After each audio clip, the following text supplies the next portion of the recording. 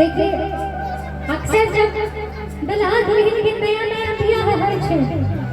तो सुतलो जे रहै छै दुल्हा के बड़ा नीक लागे आहू के नीक लागल है छै ने की गंदन बियाह अहाँ के बियाह भेल हो अनुभव केने छी आए वाली हो सब के बियाह भ गेल छै अहाँ के नहीं भेल त भगवान भोलानाथ से कामना करै छी कि जल्दी भा जाए ते नया नया बियाह के बाद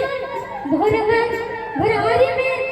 कन्या नहा सुना के उठ गेलखिन अब तो छठी चढ़ में बड़ा सरकार के सुनलिए छै अब बड़ा जगह में ये बड़ा सुंदर संभाव में बनाओ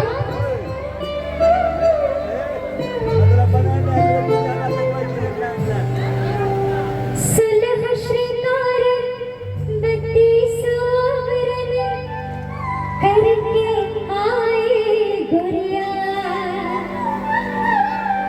सुलह श्रृंगार बत्ती सोवरन करके